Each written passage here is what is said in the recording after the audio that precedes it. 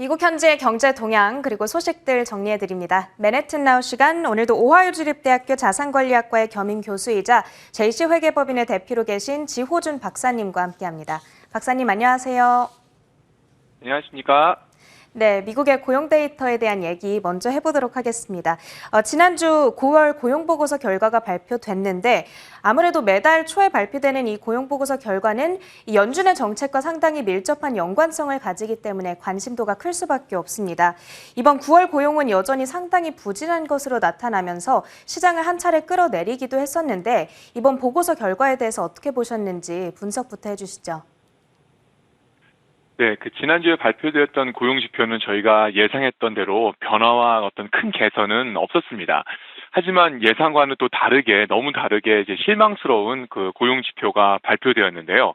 델타 변이가 9월 초부터 심각해지기 시작했을 때, 9월 고용지표에도 어떤 괄목할 만한 개선은 없을 것이다 예상하면서, 동시에 한 40에서 50만 개 정도의 신규 일자리 창출을 기대했었습니다. 그런데 이번에 발표에 따르면 20만 개도 못 미치는 19만 4천 개 정도의 일자리가 창출이 되는데 이제 그쳤습니다.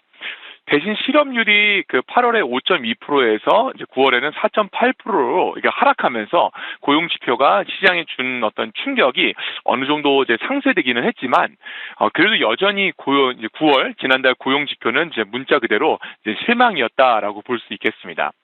코로나 이후에 이제 1년 넘게 지속되고 있는 이제 구직자들과 이제 구인 업체들과의 어떤 사이에 미스매칭의 문제가 여전히 지속되고 있는 것으로 판단이 되고 있고요. 따라서 앞으로 당분간은 고용시장에서는 기본적인 어떤 경제 논리, 수요와 공급의 문제로 접근한 것은 불가능하지 않을까라고 판단이 됩니다. 한 가지 우려가 되는 부분은 현재 고용시장을 평가하는 정부의 입장과 또 실제 고용시장과의 어떤 사이에 온도차가 여전히 큰 것을 저희가 이번을 통해서 확실히 느낄 수 있었는데요. 정부의 경우에는 9월 하반기부터는 고용 지표가 회복되는 추세가 감지되고 있고 또 누적된 1월부터 9월까지 누적된 신규 채용이 한 490만 개 이상 된다고 평가하면서 10월의 고용 지표의 큰 개선을 기대하고 있는 듯한 입장을 취하고 있는데요. 실제로 이제 중소기업들과 소상공인들이 겪고 있는 또 체감하고 있는 고용 부족의 문제는 정말 심각합니다. 과연 이제 정부의 바람처럼 또 기대처럼 10월 고용 지표 또 4, 4분기의 고용 시장이 참 크게 개선될지 또 지표의 개선이 실물 경기에 얼마나 잘 이제 반영될지는 저희가 지켜봐야 될 것 같습니다. 그런 의미에서 이제 10월 고용 지표가 미국 고용 경기 흐름과 또 정책 방향을 결정하는데 매우 중요한 어떤 터닝 포인트가 되지 않을까라고 판단을 하고 생각을 해보게 됩니다. 네, 9월의 결과만 놓고 봤을 때에는 여전히 미국 내에서 인력난이 상당히 심각하구나라는 사실을 알 수 있었던 결과였던 것 같아요.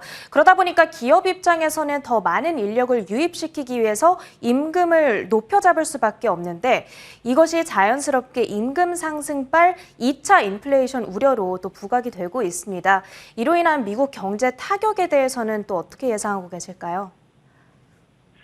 네, 이번 고용 지표에 대한 정부의 입장과 대응을 보면서 파월 의장과 바이든 정부가 지난 1년 동안 물가 상승에 대해 취해왔던 입장이 일종의 어떤 데자뷰처럼 이제 떠오르는 듯한 인상을 많이 받았습니다.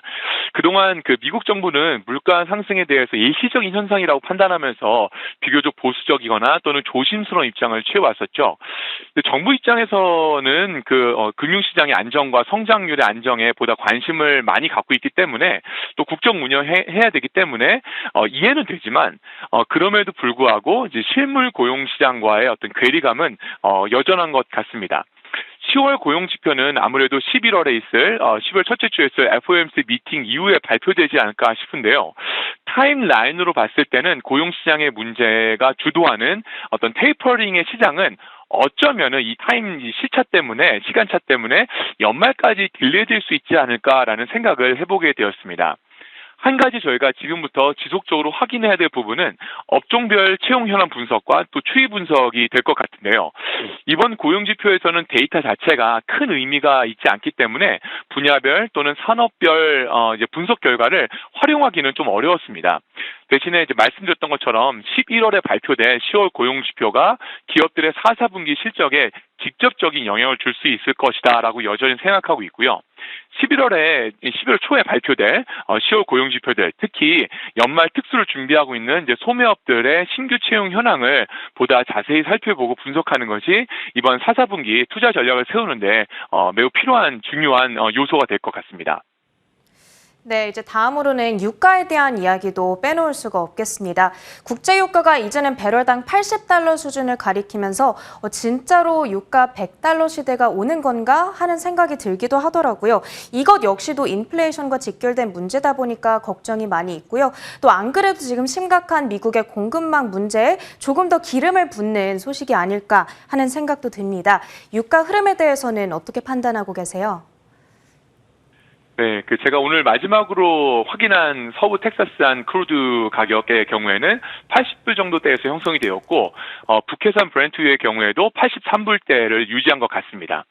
유가가 1년 넘게 이제 지속적으로 상승해 왔고, 또 지난 며칠 동안에 갑자기 급등한 상황인데, 예를 들면 이제 서부 텍사스산의 크루드유의 경우에는 1년 전에 40불대였던 것을 감안하면 지금 현재는 거의 2배가 오른 셈이 되겠죠. 이러한 유가 상승의 가장 큰 원인을 하나만 뽑는다고 하면은 공급 부족입니다. 베이컨 가격부터 뭐 주택, 자동차 가격, 중고차 시장, 뭐 여러 가지 업종에 이르기까지 유통 시장 전반에 걸쳐서 오르지 않는 부분이 거의 없을 정도로 이런 물가 상승이 있는 상황에서 이 유가의 상승은 아무래도 물가 상승을 더 부추기고 또 소비 심리는 더 위축시킬 수 있는 그런 위험성이 있어서 정말 큰 걱정이 앞서는 것이 사실입니다. 미국 시간으로 내일이 되겠습니다. 13일 오전에 소비자 물가지수가 발표될 예정인데요. 이번 CPI를 통해서 10월 들어서서 점점 심각해지는 원자재 가격의 상승, 유가 상승 또는 물류 유통망의 정체 현상, 게다가 이제 서플라이 수급의 문제 등 이런 여러 가지의 문제들이 구체적으로 어떻게 영향을 주고 있는지 보다 자세하게 분석해 볼 수 있는 좋은 기회가 될 수 있을 것이다라고 생각을 합니다.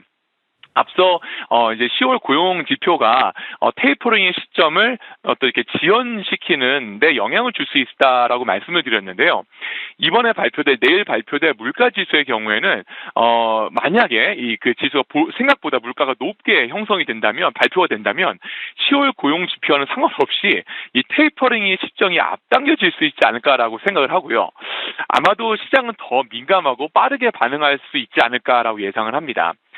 반면에 이제 가능성 높지 않다라고 생각되지만 만약에 소비자 물가 지수가 다소 둔화세를 보이면서 보여줬던 이제 지난 8월에 그렇게 보여줬었죠. 8월과 비슷한 양상을 보여준다면 물가 상승의 불안 심리가 조금 약간 감소하는 그런 역할을 할 수 있을 것이다라고 보고요. 이제 미국 내일 시간 수요일 오전에 발표될 이 소비자 물가 지수, CPI 지수에 따라서 미국 증시가 어떻게 움직일지 많은 관심과 이렇게 관심이 집중되는 그런 시간이 되는 것 같습니다.